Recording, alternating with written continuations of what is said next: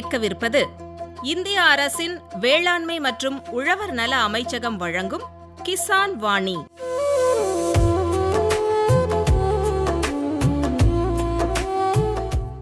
இது உழவர்களுக்கான வேளாண் வானொலி. இந்நிகழ்ச்சியின் விளம்பரதாரர் இந்திய அரசின் வேளாண்மை மற்றும் உழவர் நலத்துறை.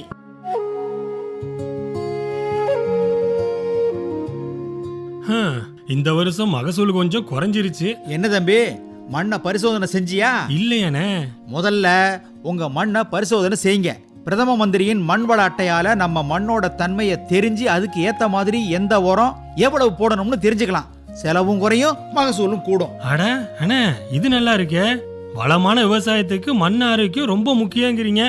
இப்பவே பக்கத்துல இருக்கிற நம்ம வேளாண்மை துறை அலுவலகத்துக்கு போறேன், மண் பரிசோதனை செய்யறேன், மண் வள அட்டையை வாங்குறேன். நீ கில்லாடிதான் போ. வேளாண்மை மற்றும் விவசாயிகள் நல அமைச்சகம், இந்திய அரசு. மருதாணி, மருதாணி,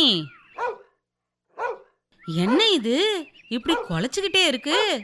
மருதாணி, கொஞ்சம் வெளியே வரியா? என்ன பொன்னி, வெளியவே நிக்கிற?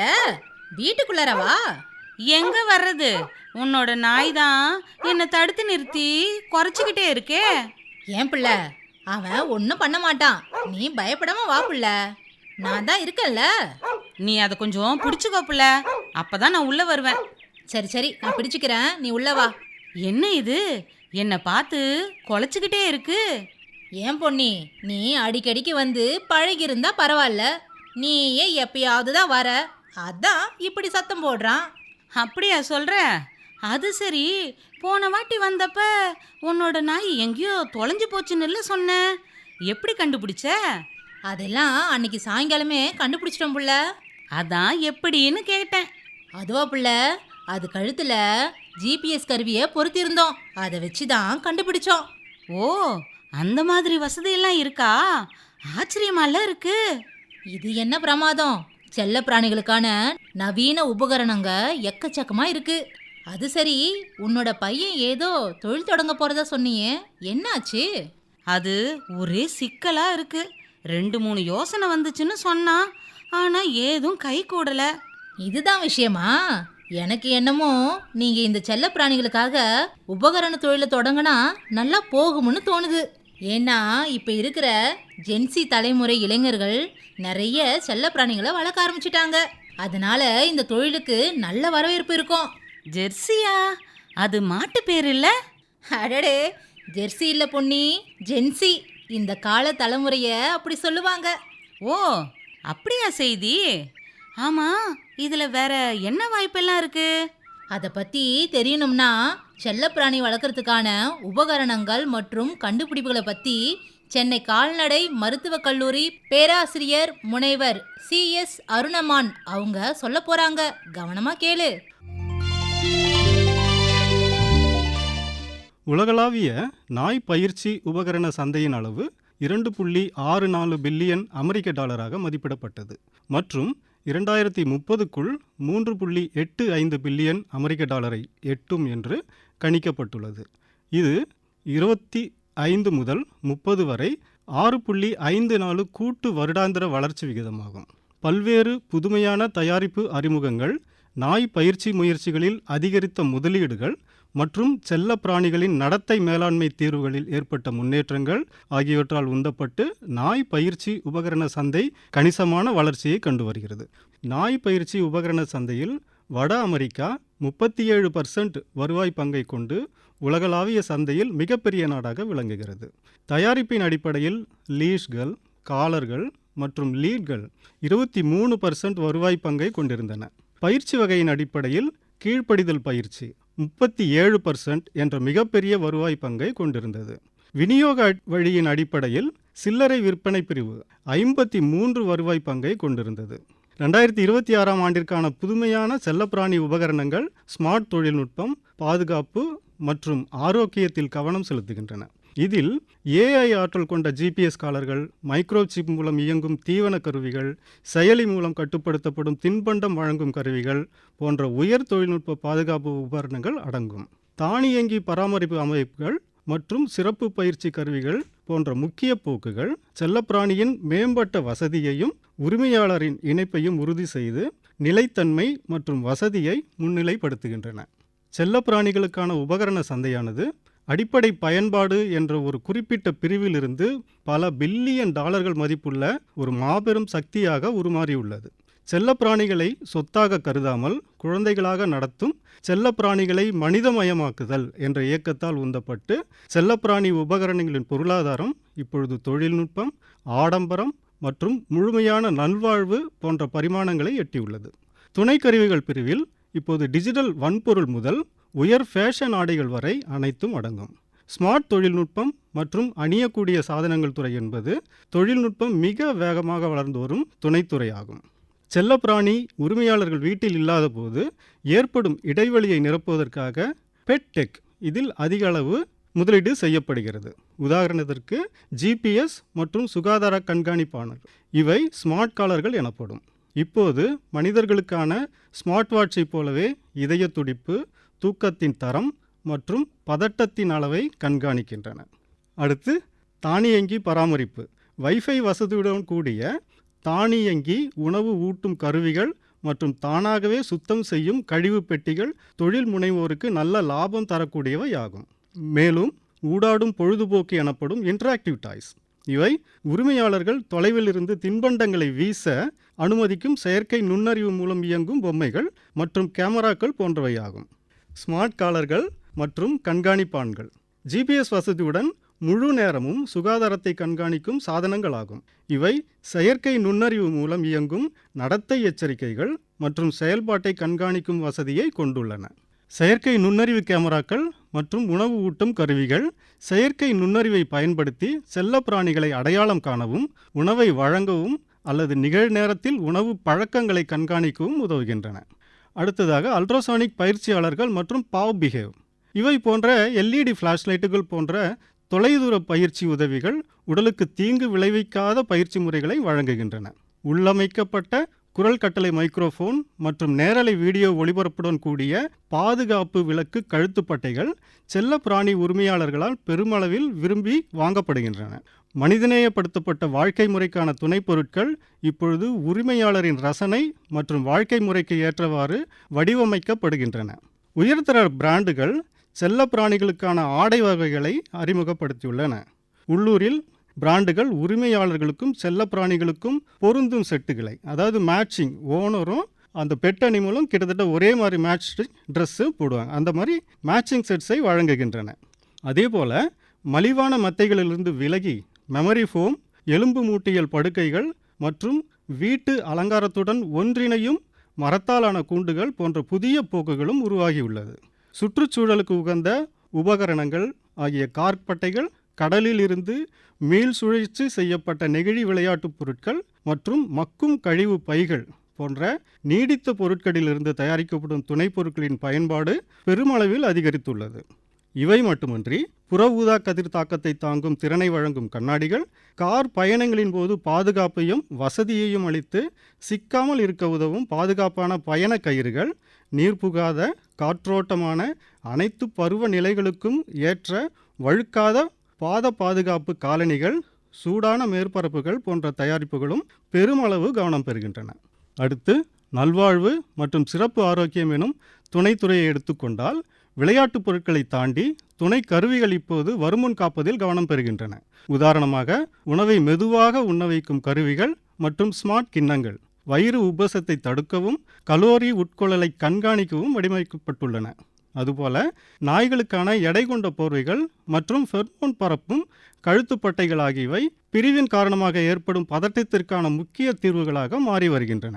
மேலும் தானாகவே சூடாகும் படுக்கைகள் மேம்பட்ட வசதிக்காக உடல் வெப்பத்தை தக்க வைக்க வடிவமைக்கப்பட்டுள்ளன. சரி நேயர்களே, இந்த துறையின் பொருளாதார சூழல் எவ்வாறு உள்ளது என்பது குறித்து காண்போமா? செல்லப்பிராணித்துறை பெரும்பாலும் மந்த நிலையை தாங்கும் திறன் கொண்டது என்று விவரிக்கப்படுகிறது. ஏனெனில் உரிமையாளர்கள் தங்கள் செல்லப்பிராணிகளுக்கான பராமரிப்பின் தரத்தை குறைப்பதற்கு முன்பு தங்கள் சொந்த செலவுகளை குறைத்துக் கொள்கிறார்கள். விந்தையாக இருந்தாலும் இதுதான் உண்மை. இந்த துறையில் பொருளாதாரம் என்பது இனி விலையில் கீழ்நோக்கிய போட்டி அல்ல, மாறாக தரத்தில் மேல் நோக்கிய போட்டியாகும்.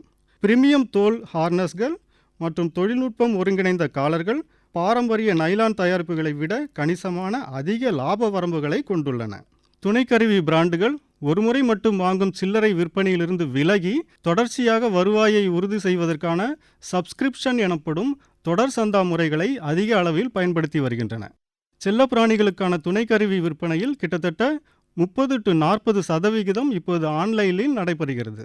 இதில் சில நிறுவனங்கள் அதிக ஆதிக்கம் செலுத்தினாலும் பாதுகாப்பு மற்றும் நிலைத்தன்மையை மையமாக கொண்ட நுகர்வோருக்கு நேரடியாக விற்கும் பிராண்டுகள், அதாவது டிடிசி என்று கூறுகிறோம், டைரக்ட் டு கன்சியூமர்ஸ், இந்த பிராண்டுகள் வெற்றி பெறுகின்றன.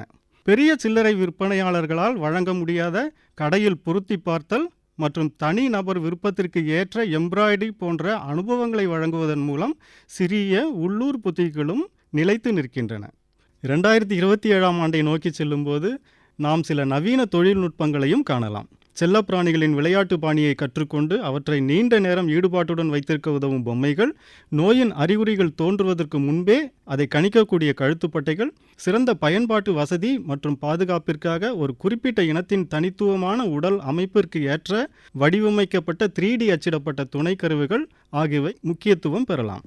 ஸ்மார்ட் துணைக்கருவிகளின் ஆரம்ப விலை அதிகமாக இருந்தாலும் செல்லப்பிராணி உரிமையாளர்கள் இவற்றை தங்கள் செல்லப்பிராணியின் நீண்ட ஆயுளுக்கான முதலீடுகளாக கருதுவதால் சந்தை ஏற்ற இறக்கமான சூழலிலும் கூட இவை ஒரு நிலையான பொருளாதார முதலீடாக அமைகின்றன. நேயர்களே, இத்தருணத்தில் குறிப்பாக இந்தியாவில் செல்லப்பிராணிகளுக்கான துணைக்கருவிகள் தொழில் முனைவோருக்கான வாய்ப்புகள் எவ்வாறு உள்ளன என்று பார்ப்போம். இந்திய செல்லப்பிராணி பராமரிப்பு சந்தை ஒரு வளரும் துறை மட்டுமல்ல, அது ஒரு முழு அளவிலான பொருளாதார ஏற்றமாக உருவெடுத்துள்ளது. 2026ஆம் ஆண்டு நிலவரப்படி இந்த சந்தை 16% அதிகமான கூட்டு வருடாந்திர வளர்ச்சி விகிதத்தில் வளரும் என்றும் அதன் மதிப்பு 35,000 கோடியை நோக்கி உயரும் என்றும் கணிக்கப்பட்டுள்ளது. செல்லப்பிராணி உரிமையாளர் என்ற நிலை மாறி செல்லப்பிராணி வளர்ப்போர், அதாவது பெட் பேரண்ட் என்ற மனப்பாங்கு பெருகியுள்ளதால் இந்த சந்தை பொருட்களின் விலையும் பெருமளவு உயர்ந்துள்ளது. அதிக வளர்ச்சி கொண்ட சிறப்பு பிரிவுகளில் உணவுப் பொருட்கள் மிகப்பெரிய வகையாக இருந்தாலும் புதியவர்கள் நுழைவதற்கு துணை கருவிகளே அதிக லாபம் தரும் பிரிவாகும். விலை உயர்ந்த சர்வதேச சந்தாக்கள் தேவைப்படாத மலிவு விலையில் உள்நாட்டில் தயாரிக்கப்பட்ட GPS டிராக்கர்கள் மற்றும் ஸ்மார்ட் காலர்களுக்கு இந்திய சந்தையில் ஒரு பெரிய தேவை உள்ளது. அதுபோல இந்தியாவின் மாறுபட்ட காலநிலை, பருவமழை கால உடைகளுக்கும் எடை குறைந்த காற்றோட்டமான மழைக்கோட்டுகள் மற்றும் வட இந்தியாவின் கடுமையான கோடை மாதங்களுக்கான குளிர்விக்கும் உள்ளாடைகளுக்கும் ஒரு தனித்துவமான இடத்தை வழங்குகிறது. தீபாவளி மற்றும் திருமண காலங்களில் நாய்கள் மற்றும் பூனைகளுக்கான பண்டிகை கால உடைகளான லெஹங்காக்கள், ஷெர்வானிக்கள் அதிக தேவை மற்றும் அதிக லாபம் தரும் ஒரு பிரிவாகும். சணல் அடிப்படையிலான நாய்ப்பட்டைகள், மூங்கில் கிண்ணங்கள் மற்றும் மக்கும் தன்மை உள்ள கழிவு பைகள், மறுசுழற்சி செய்யப்பட்ட கடல் நெகிழியிலிருந்து தயாரிக்கப்பட்ட பக்க மேசைகளாகவோ அல்லது படுக்கைகளாகவோ பயன்படுத்தக்கூடிய மரப்பெட்டிகள், அடுக்குமாடி குடியிருப்புகளுக்கான சுவரில் பொருத்தக்கூடிய மாடுலர் பூனை மரங்கள் ஆகியவை பெருமளவில் தேவை உள்ள தயாரிப்புகளாகும். உத்திசார் வணிக மாதிரிகளை எடுத்துக்கொண்டால் இந்திய சந்தையில் வெற்றி பெற டிஜிட்டல் சார்ந்த தொழில்முறை மற்றும் உள்ளூர் அளவிலான நேரடி இருப்பு ஆகியவற்றின் கலவை தேவைப்படுகிறது.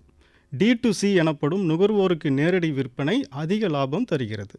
சந்தா முறை தொடர்ச்சியான வருவாயை உறுதி செய்கிறது. மேலும் டிஜிட்டல் அனுபவம் ஒரு ஆன்லைன் கடையை முதல்நிலை நகரங்களில் பொருத்தி பார்ப்பதற்கும் சோதனைகளுக்கும் உள்ள சிறிய அனுபவ மையங்களுடன் இணைக்கிறது. மேலும் செல்ல பிராணிகளுக்கான துணை பொருட்கள் உற்பத்திக்கான உலகளாவிய மையமாக உருவெடுப்பதற்கு இந்தியா ஒரு தனித்துவமான நிலையில் உள்ளது. தோல், சணல் மற்றும் ஜவுளி சார்ந்த துணை பொருட்களை இந்தியாவில் உற்பத்தி செய்வது மேற்கத்திய நாடுகளை விட கணிசமாக மடிவானது. இந்த ஸ்டார்ட் அப் நிறுவனங்கள் தற்போது அமெரிக்கா, ஜெர்மனி மற்றும் இங்கிலாந்துக்கு வெற்றிகரமாக ஏற்றுமதி செய்து வருகின்றன. உங்களால் சர்வதேச இணக்க தர நிலைகளை, அதாவது ISO, CE ஆகியவற்றை பூர்த்தி செய்ய முடிந்தால் உங்கள் சந்தை இந்தியா மட்டுமல்ல, அது உலகம் முழுவதும் விரிவடைய வாய்ப்புள்ளது. இதில் நாம் சமாளிக்க வேண்டிய சவால்கள் என்னவென்றால், இந்திய சந்தையில் காணப்படும் துண்டு துண்டான விநியோக சங்கிலியால் உயர்தர மூலப்பொருட்களை தொடர்ந்து பெறுவது கடினமாக இருக்கலாம். அதுபோல பிரீமியம் மயமாக்கல் ஒரு போக்காக இருந்தாலும் சந்தையின் பெரும்பகுதி பண மதிப்புக்கு முக்கியத்துவம் கொடுக்கிறது. நடுத்தர விலையில் பிரீமியம் தோற்றம் கொண்ட பொருட்கள் பொதுவாக சிறந்த விற்பனை அடைகின்றன. பூனை மரங்கள் அல்லது பெரிய படுக்கைகள் போன்ற பருமனான பொருட்களை ஆன்லைன் மூலம் விற்பதில் ஆகும் போக்குவரத்து செலவு லாப வரம்பை குறைக்கக்கூடும். வருங்கால செல்லப்பிராணி உபகரண தொழில் முனைவோருக்கு நாம் கூற விரும்புவது, ஆரோக்கியத்திற்கு முன்னுரிமை அளிக்கும் துணைப் பொருட்களை கவனம் செலுத்துங்கள். வயதான நாய்களுக்கான எலும்பியல் படுக்கைகள் அல்லது வயிற்று வீக்கத்தை தடுக்கும் மெதுவாக உண்ணும் கருவிகள் போன்ற பயன்பாட்டை வழங்கும் தயாரிப்புகள் முற்றிலும் அழகியல் சார்ந்த பொருட்களை விட மிக வேகமாக ஏற்றுக்கொள்ளப்படுகின்றன. ஏனெனில் அவை ஆடம்பர பொருட்கள் என்பதை விட அவசியமான முதலீடுகள் என்று பார்க்கப்படுகின்றன. இரண்டாவதாக, ஒரு உற்பத்தியாளராக இருப்பதா அல்லது ஒரு சில்லறை விற்பனையாளராக இருப்பதா என்பதை தீர்மானித்தல் அவசியமாகும். எந்த ஒரு செல்லப்பிராணி தொழில் முனைவோருக்கும் இதுவே மிக முக்கியமான பாதையின் முனை. இரண்டு பாதைகளுக்கும் தனித்துவமான உணர்வுகளும் சவால்களும் உள்ளன. உற்பத்திக்கும் தயாரிப்பு தொகுப்பிற்கும் இடையே முடிவெடுப்பது என்பது உங்கள் நேரத்தை ஆய்வகத்தில் உருவாக்குவதில் செலவிட விரும்புகிறீர்களா அல்லது காட்சியகத்தில் விளக்கம் சொல்வதில் செலவிட விரும்புகிறீர்களா என்பதை பொறுத்தே அமைகிறது. அந்த இரண்டு தொகுப்புகளும் பொதுவாக எவ்வாறு செயல்படுகின்றன என்பதற்கான விளக்கத்தையும் காண்போம். உற்பத்தியாளர், அதாவது தயாரிப்பு வரிசையை உருவாக்குபவர். இது சந்தையில் உள்ள ஒரு இடைவெளியை காணும் நபருக்கானது. உதாரணமாக, நாயின் தோலில் காயமோ உராய்வோ ஏற்படுத்தாத லீஷ் அல்லது அதிகமாக கடிக்கும் நாயிடமிருந்து தப்பிக்க உதவும் ஒரு பொம்மை. இதில் உற்பத்தியாளராக இருப்பதில் நன்மை என்னவென்றால், அறிவுசார் சொத்துரிமை நம்முடையது. மேலும் இறுதியில் மொத்த விற்பனைக்கு விரிவுபடுத்த முடியும். இதில் ஏற்படும் சிரமங்கள் அதிக முன்பண செலவுகள், உதாரணத்திற்கு முன்மாதிரி தயாரித்தல், குறைந்தபட்ச ஆர்டர் செலவு, காப்புரிமை பெறுதல் போன்றவை. மேலும் உங்கள் முதல் லாபத்தை பார்ப்பதற்கு நீண்டகால அவகாசம் எடுக்கலாம். புதுமைகளை விரும்புவோர், வடிவமைப்பாளர் அல்லது இதை நான் இன்னும் சிறப்பாக செய்ய முடியும் என்று எண்ணுபவர்களுக்கு இது உகந்ததாகும். இரண்டாவது தொகுப்பு ஒருங்கிணைப்பாளர் அல்லது சில்லறை விற்பனை அல்லது சில்லறை விற்பனை அங்காடி. இது ஒரு நம்பகமான ரசனை உருவாக்குபவராக மாறுவதை பற்றியது. நீங்கள் சிறந்த பிராண்டுகளை கண்டறிந்து அவற்றை ஒரே குடையின் கீழ் ஒன்றிணைக்கிறீர்கள். இதன் நன்மை என்னவென்றால், விரைவாக சந்தைப்படுத்துதல். உதாரணத்திற்கு, ஒரு வார இறுதியில் நீங்கள் ஒரு டிஜிட்டல் விற்பனை நிலையத்தை தொடங்கலாம். இது அதிக வகைமைகளை அனுமதிக்கிறது மற்றும் ஒரு குறிப்பிட்ட தயாரிப்பு வகை பிரபலமடைய தவறினால் ஏற்படும் அபாயத்தையும் குறைக்கிறது. ஆனால் இதிலும் சிரமங்கள் இல்லாமல் இல்லை. நீங்கள் மொத்த விலையில் வாங்குவதாலும் கடுமையான போட்டியின் காரணமாகவும் குறைந்த லாபமே பெற முடியும். உங்கள் மதிப்பு முழுவதுமாக போக்குகளை கண்டறியும் உங்கள் திறனிலும் உங்கள் சந்தைப்படுத்துதலிலும் உள்ளது.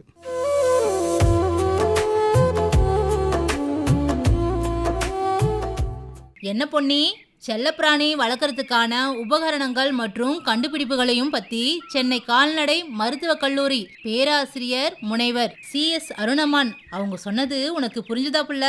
தெளிவா புரிஞ்சுது மருதாணி. இந்த தகவலை உடனே என்னோட மகனுக்கும் தெரியப்படுத்திடுறேன். நீங்க டவுன்ல இருக்கிறதுனால இந்த தொழில் நல்லா உங்களுக்கு கை கொடுக்கும். தவறாம முயற்சி பண்ணி பாரு. சரியா சொன்ன மருதாணி, கண்டிப்பா. பொன்னி, அங்க பாரு, நம்ம ராமு அண்ணன் தோட்டத்துல ஏதோ கூட்டம் போட்டிருக்காங்க. வா போய் என்னன்னு பாப்போம். மருதாணி, இங்க ரம்புட்டான் மற்றும் டிராகன் ஃப்ரூட் சாகுபடி பத்தின தகவலை சேலம் ஏற்காடு தோட்டக்கலை ஆராய்ச்சி நிலையத்திலிருந்து வந்திருக்க இணை பேராசிரியர் முனைவர் KA சண்முகசுந்தரம் அவங்க சொல்ல போறாங்களாம். வா கேட்டு தெரிஞ்சுக்குவோம். இந்த ரம்புட்டான் பயிர் வந்து கேரளா, கர்நாடகா, அதே மாதிரி நம்ம தமிழ்நாட்டிலையும் பயிர் செஞ்சுட்டு இருக்கோம். இதுல வந்து நம்ம பெங்களூர்ல இருக்கக்கூடிய ஆராய்ச்சி நிலையத்திலிருந்து 2 ரகங்களை வந்து தேர்ந்தெடுத்து வெளியிட்டிருக்காங்க. அர்கா கூர்க் அருண் சொல்லி ஒரு ரகம் வெளியிட்டிருக்கிறாங்க. அதே மாதிரி அர்கா கூர்க் பீதாப்னு சொல்லிட்டு 2 ரகங்கள் வெளியிட்டிருக்கிறாங்க. இந்த ரகத்துல என்னன்னா, ஒன்னு வந்து விரைவில் வந்து பலன் தரக்கூடியது, அதாவது ஏர்லி சீசன் சொல்லாங்க. இன்னொன்னு வந்து பாத்தீங்கன்னா மத்தியம கால அளவுல வந்து இந்த மகசூல் தரக்கூடிய ஒரு ரகம் வச்சுக்கலாம். பழங்களோட அளவு வந்து பாத்தீங்கன்னா 30 to 40 கிராம் அளவுக்கு ஒவ்வொரு பழங்களோட அளவு இருக்கும். நல்ல மகசூல் தரக்கூடிய ரகங்களை வந்து அவங்க வெளியிட்டிருக்கிறாங்க. இது எப்போ பூக்கும் காலநிலைன்னு வச்சுட்டிங்கன்னா, பூமத்திய ரேகையிலிருந்து 12 to 15 டிகிரிக்குள்ள பகுதின்னு சொல்ல. அதான் நான் சொன்னேன், மேற்கு தொடர்ச்சி மலை பகுதி வந்து ரொம்ப உகந்த இடம். அதே மாதிரி வெப்பநிலை வந்து பார்த்தீங்கன்னா 22 to 30 டிகிரி வெப்பநிலை இருக்கக்கூடிய பகுதிகளில் வந்து இதை நம்ம பயிரிடலாம். இதனோட பூக்கும் காலங்கள் வந்து பார்த்தீங்கன்னா ஜனவரி முதல் மே மாதம் வரைக்கும் பூக்கும். அப்போ அதிலிருந்து ஒரு 6 மாதங்கள்ல முதிர்ச்சி அடைஞ்சு நமக்கு வந்து பலன்களை தரக்கூடியதாக இருக்கும். பெரும்பாலும் ஜூலையிலிருந்து அக்டோபர் மாதம் வரைக்கும் இந்த பழங்கள் வந்து நீங்க மார்க்கெட்ல பார்க்கலாம். இதை வந்து நம்ம பயிர் பெருக்கம் செய்யறது வந்து பாத்தீங்கன்னா பெரும்பாலும் அந்த காலத்துல வந்து விதைகள் மூலமா பயிர் பெருக்கம் செஞ்சுட்டு இருந்தாங்க. ஆனா இதுல வந்து ஆண் மரம், பெண் மரம், அதே மாதிரி இருபால் மரங்களை உருவாக்கக்கூடிய தன்மை இருக்கிறதுனால பெரும்பாலும் நாம அதை தேர்ந்தெடுக்கிறப்ப இருபால் பூக்களை உருவாக்கக்கூடிய ரகங்களா தான் இப்போ வந்து நர்சரி மூலமாகவும் அதே மாதிரி இந்திய தோட்டக்கலை ஆராய்ச்சி நிலையங்கள் மூலமாகவும் ரகங்களாக வெளியிடப்பட்டு அதை வந்து விவசாயிகள் பயிர் செஞ்சுட்டு இருக்கிறாங்க. நீங்க விதைகள் மூலமா நாற்று எடுத்து நீங்க பயிர் செய்யறப்ப அது பலன் தர்றதுக்கு வந்து பாத்தீங்கன்னா 6 to 7 வருஷம் ஆயிரும். அதுவே அது ஒட்டு செடிகளை பயன்படுத்துறப்ப வந்து பாத்தீங்கன்னா 3 to 4 வருடங்களிலேயே உங்களுக்கு வந்து செடிகள் பலன் தரக்கூடியதாக இருக்கும். வெப்பமண்டல பகுதியில் வந்து கார அமிலத்தன்மை வந்து பெரும்பாலும் 7க்கு மேல இருக்க சூழ்நிலைகள் தான் இருக்கும். அதே மாதிரி கார அமிலத்தன்மையை வந்து நம்ம முன்பே மண் ஆய்வு கூடங்கள்ல கொடுத்து அதை பரிசோதனை செஞ்சு 7க்கு கீழே இருக்கான்னு பார்த்துட்டு தான் நம்ம வந்து இந்த பயிரை செய்யணும். மற்ற பல மரங்கள் மாதிரியே தான் நம்ம நடவு செய்யறோம். அதுல என்ன முக்கியமான ஒரு இது இடைவெளின்னு பாத்தீங்கன்னா, ஒரு விதை மூலமா உற்பத்தி செய்யப்பட்ட ரம்புட்டான் ரகத்தை நீங்க தேர்ந்தெடுத்து செஞ்சீங்கன்னா அதுக்கு வந்து இடைவெளி வந்து 10 மீட்டருக்கு 10 மீட்டர் என்ற இடைவெளி நம்ம கொடுக்கணும். அதுவே நாம வந்து ஒட்டு மரங்களை நீங்க பயன்படுத்துற பொழுது அதனோட இடைவெளி வந்து நீங்க 6 மீட்டருக்கு 6 மீட்டர் அளவு என்று கொடுத்தா கூட போதும். நல்ல சத்து நிறைந்த மண் வாகா இருக்கு, வளர்ச்சி நல்லா கூட வரும் அப்படின்னு ஒரு நிலை இருக்கிறப்ப அங்க வந்து நீங்க வந்து 8 மீட்டருக்கு 8 மீட்டர் இடைவெளி கொடுக்கலாம்.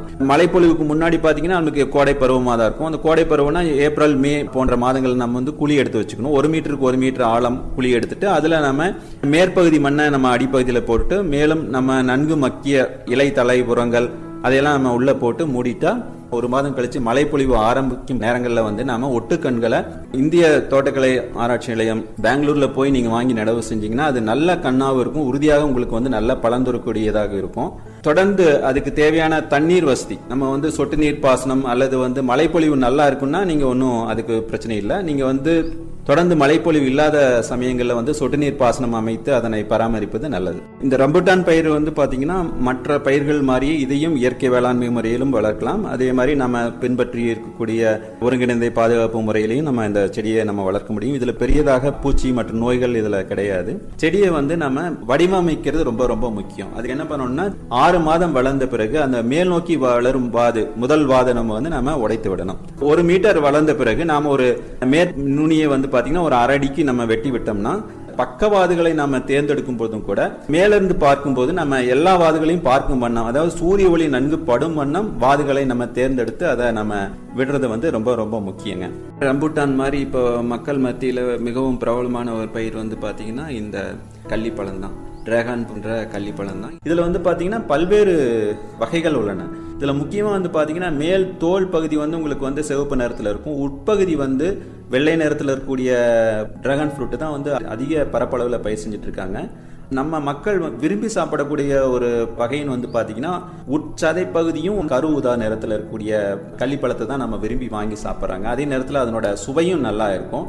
கள்ளிப்பழம் பாத்தீங்கன்னா கொடி மாதிரி செடி வந்து வளரும். இதுக்கு வந்து பாத்தீங்கன்னா அது தொற்றி தாங்கி வளர்றதுக்கான அமைப்புகளை நம்ம ஏற்படுத்தணும். இதுக்கு தான் அதிகமா நமக்கு வந்து விவசாயிகளுக்கு வந்து அதிக செலவு ஏற்படுகிறது. இதுக்கு என்னன்னா கல் தூண் அமைக்கலாம் அல்லது வந்து நம்ம காங்கிரீட்லான நம்ம தூண்களை அமைக்கலாம். கம்பிகளை கொண்டே நம்ம வந்து ட்ரெல்லி முறையில கூட இதை வந்து நாம அமைப்புகளை ஏற்படுத்தி இந்த பழப்பயிர்களை வந்து நம்ம பயிர் செய்ய முடியும். இதுக்கு இடைவெளிங்கிறது வந்து பாத்தீங்கன்னா கல்தூண் அமைத்து நம்ம வந்து பயிர் செய்யறப்ப கல்தூண் ஒவ்வொரு கல்தூணுக்கு இடைவெளி வந்து பாத்தீங்கன்னா குறைந்த அளவு 2.5 மீட்டர் 2.5 மீட்டர் அளவுக்கு வந்து இடைவெளி தேவை. இப்போ பெரும்பாலும் நாங்க வந்து எங்க ஆராய்ச்சி முடிவுல வந்து பாத்தீங்கன்னா 3 மீட்டருக்கு 2.5 மீட்டர் என்ற இடைவெளி வந்து நன்கு பலந்துறக்கூடியதா இருக்குது. அந்த 3 மீட்டர் இடைவெளிங்கிறது வந்து பாத்தீங்கன்னா கிழக்கு மேற்காக இருக்கணும். அதே மாதிரி 2.5 மீட்டர் இடைவெளிங்கிறது பாத்தீங்கன்னா வடக்கு தெற்காக இருக்கணும். அது ஏன்னா அந்த சூரிய ஒளி அதிகமா இருக்கிற பகுதியில வந்து அதனோட வளர்ச்சி அதிகமா இருக்கும். ஒவ்வொரு தண்டுகள் வந்து பாத்தீங்கன்னா இலையினோட மாற்றம் தான், அதனால இதுக்கு பேர் வந்து கிளாடோட்னு சொல்லுவோம். இந்த பயிர் வந்து பாத்தீங்கன்னா 1 வருடத்திலேயே வந்து நன்கு காய்க்கக்கூடிய தன்மை இருக்கும். பெரும்பாலும் அது ஒரு வணிக ரீதியான பலன் தரக்கூடிய நிலைக்கு வந்து பாத்தீங்கன்னா ஒரு 3 வருடங்கள் ஆகும். 10 வருடம் நன்கு வளர்ந்த செடிகள் இருந்து பாத்தீங்கன்னா மகசூல் வந்து ஒவ்வொரு செடிக்கும் வந்து 20 கிலோ 15 to 20 கிலோ அளவுக்கு வந்து உங்களுக்கு வந்து மகசூல் தரக்கூடிய தன்மை இருக்கும். இதுல வந்து பூக்கிறது வந்து பாத்தீங்கன்னா பெரும்பாலும் நீண்ட பகல் பொழுது இருக்கக்கூடிய நேரங்கள்ல தான் பூக்கும். அதாவது என்னன்னு சொல்லணும்னா சூரிய ஒளி வந்து அதிகமா கிடைக்கணும். பெரும்பாலும் நம்மளுக்கு சூரிய ஒளி எப்ப கிடைக்கும்? கோடை பருவம் பாத்தீங்கன்னா இப்பதான் ஏப்ரல் மே மாதங்கள்ல தான் உங்களுக்கு வந்து பகல் பொழுது நீண்ட பகல் பொழுதா இருக்கும். குளிர்காலங்களில் பாத்தீங்கன்னா குறுகிய பகல் பொழுதா இருக்கும். அப்போ வந்து செடியோட வளர்ச்சி மட்டும் தான் இருக்கும்.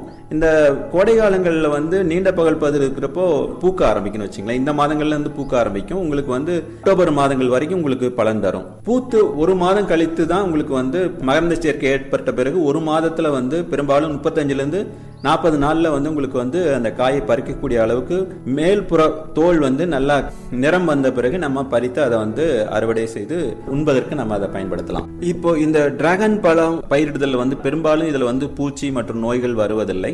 இதுல வந்து பாத்தீங்கன்னா கோடை காலங்கள்ல வந்து அதிக வெப்பத்தினால மேற்புற தோல் வந்து சூரிய ஒளியினால சேதாரம் அடையுது. அதை வந்து தவிர்க்கிறதுக்கு நம்ம வந்து கையோலின் பண்ண சொல்றோம். அதனால என்ன ஆகுதுன்னா உங்களுக்கு வந்து சூரிய ஒளி தாக்குதல் குறையுதுங்க. கள்ளி செடியா இருந்தாலும் இதனோட வேர் பகுதி வந்து பாத்தீங்கன்னா ரொம்ப மேலதான் இருக்கும், கீழே அடிப்புறம் ஆழமா வேர்கள் போகாது. இது வந்து சல்லி வேர் தான். ஆனா இதுக்கு என்னன்னா அதிக தண்ணி இருந்தாலும் தண்ணி தேங்கினாலும் அதுக்கு பாதிப்பு தான். அதே மாதிரி தண்ணியே இல்லைனாலும் செடி மட்டும் உயிரோட இருக்கும், உங்களுக்கு நன்கு பூத்து நன்கு காய்க்காது. அதனால தேவையான அளவு சொட்டு நீர் அமைத்து அதுக்கு தேவையான தண்ணி தொடர்ந்து அதனோட மேற்பகுதி வந்து ஈரம் இருந்துட்டே இருக்கணும். அதே சமயம் மேல தண்ணி தேங்கி நிக்க கூடாது. அந்த அளவுக்கு நீங்க வந்து தண்ணீர் மேலாண்மையை செய்யணும். என்ன மருதாணி, ரம்புட்டான் மற்றும் டிராகன் ஃப்ரூட் சாகுபடி பத்தின தகவலை சேலம் ஏற்காடு தோட்டக்கலை ஆராய்ச்சி நிலையத்திலிருந்து வந்திருந்த இணை பேராசிரியர் முனைவர் KA சண்முகசுந்தரம் அவங்க சொன்ன தகவல் புதுமையா இருந்ததுல்ல? ஆமா பொன்னி, இந்த பழத்தை எல்லாம் நான் பழச்சாறு கடையில தான் பார்த்துருக்கேன். ரொம்ப வித்தியாசமா இருக்கும். இப்பதான் இதுக்கு எவ்வளவு மவுசு இருக்குன்னு புரியுது. அப்ப நாமும் நம்ம காலி இடத்துல பயிர் பண்ணி பார்ப்போம். சரி பொன்னி, கொஞ்ச நாள்ல இது பத்தின முடிவை பண்ணுவோம். நல்லது மருதாணி, ஒரே நாள்ல 2 தொழில் யோசனை கிடைச்சது, ரொம்ப சந்தோஷமா இருக்குது. சரி சரி, உன்னோட வீடு வந்துருச்சு பாரு, நான் இப்படியே கிளம்புறேன். ஏன் புள்ள இம்புடு தூரம் வந்துட்ட, உள்ள வந்துட்டு போலாம்ல? எதுக்கு? உன் நாய் கத்துறதுக்கா? இதோ ஆரம்பிச்சிடுச்சுல்ல, நான் வாரேன்.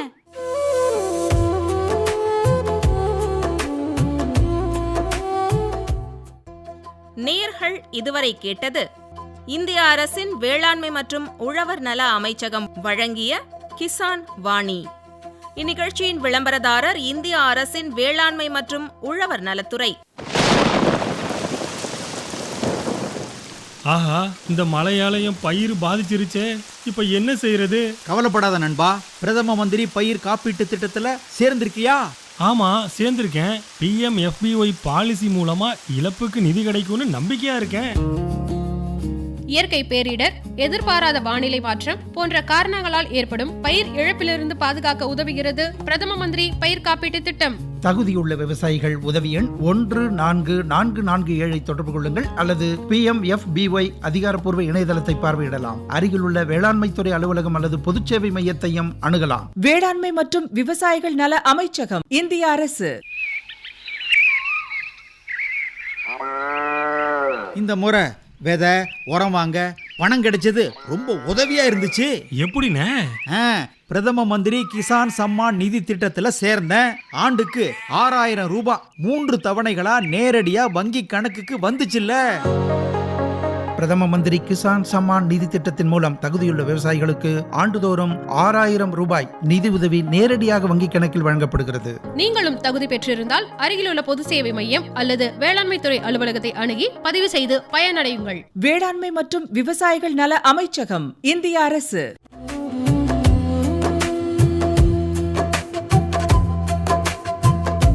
அமைப்பில் உதவி A. சூரியகுமார்.